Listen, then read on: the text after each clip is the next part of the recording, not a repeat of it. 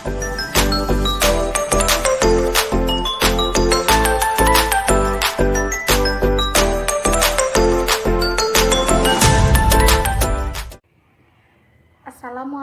warahmatullahi wabarakatuh. Perkenalkan, nama saya Imro'atul Hasanah, NPM saya 1815310142. Di sini saya akan menjawab soal-soal ujian UAS studi kelayakan bisnis. Terima kasih. Soal pertama, jelaskan berbagai aspek-aspek studi kelayakan bisnis. Aspek studi kelayakan bisnis ada 5. Yang pertama, aspek hukum atau aspek legalitas. Salah satu aspek yang diteliti ketika studi kelayakan dilakukan adalah aspek hukum atau legalitas. Hal ini menyangkut pada semua hal yang berhubungan dengan legalitas atau ketentuan hukum dalam mendirikan perusahaan. Dalam aspek hukum, poin-poin yang dianalisis yaitu izin lokasi, surat tanda perusahaan (NPWP), akta pendirian perusahaan dari notaris, surat izin usaha perdagangan atau SIUP, dan lain-lainnya. Kedua, aspek ekonomi dan budaya. Pada aspek ekonomi dan budaya ini, studi kelayakan menganalisis dampak yang diakibatkan oleh perusahaan pada kondisi sekitar. Dari sisi budaya, studi kelayakan akan menganalisis bagaimana perusahaan mempengaruhi adat istiadat di daerah sekitar. Sedangkan dari sisi ekonomi, analisis yang dilakukan yaitu bagaimana perusahaan berdampak pada tingkat pendapatan per kapita di wilayah tempat perusahaan itu didirikan. Yang ketiga, aspek pasar dan pemasaran. Pada pasar dan pemasaran merupakan aspek dasar yang diteliti dalam studi kelayakan. Analisis yang dilakukan pada aspek ini akan menjawab pertanyaan apakah produk yang dihasilkan oleh perusahaan memiliki peluang pasar atau tidak.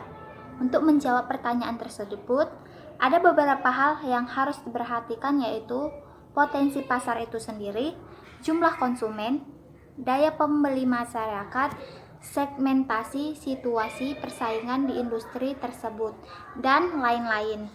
Yang keempat, aspek manajemen. Studi kelayakan juga turut menyertakan aspek manajemen sebagai aspek dasar yang harus dianalisis. Aspek ini berkaitan dengan operasional perusahaan, baik itu pembangunan maupun pengembangan. Dari semua aspek yang dianalisis, aspek manajemen memiliki cakupan yang sangat luas. Hal ini dikarenakan semua hal yang berhubungan dengan operasional perusahaan ikut ke dalam kategori aspek manajemen, mulai dari manajemen sumber daya hingga finansial perusahaan. Aspek yang kelima atau aspek yang terakhir adalah aspek keuangan. Bagi sebagian bisnis, modal adalah hal utama yang harus dimiliki sebelum membangun sebuah bisnis. Maka dari itu, aspek keuangan menjadi hal yang menentukan bisnis akan berjalan lancar atau tidak ke depannya. Proses penganggaran adalah hal yang harus dilakukan jika ingin melakukan perencanaan bisnis yang matang. Soal kedua, jelaskan berbagai bentuk badan hukum perusahaan. Bentuk-bentuk hukum badan perusahaan.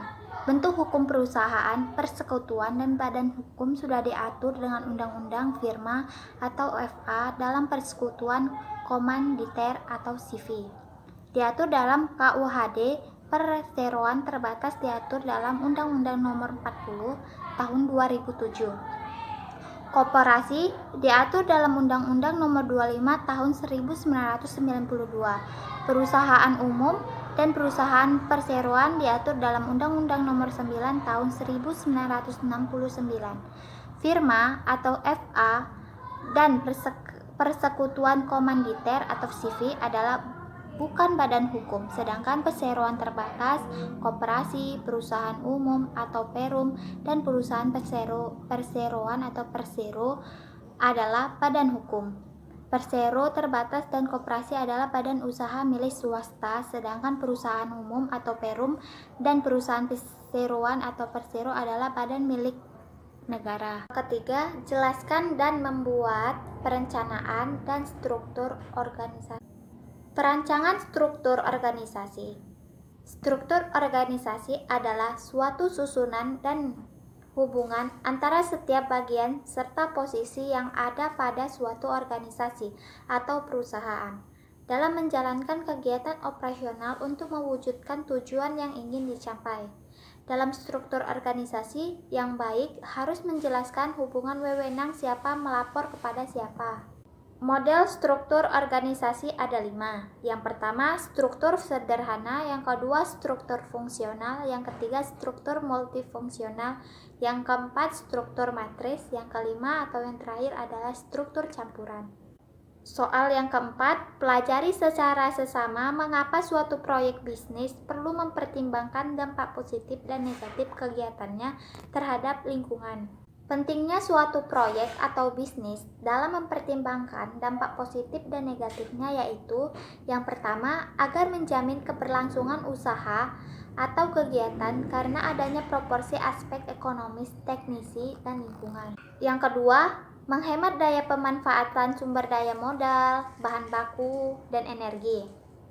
Yang ketiga, dapat menjadi referensi dalam proses kredit perbankan. Yang keempat, memberikan panduan untuk menjalin interaksi saling menguntungkan dengan masyarakat sekitar sehingga terhindar dari konflik sosial yang saling merugikan.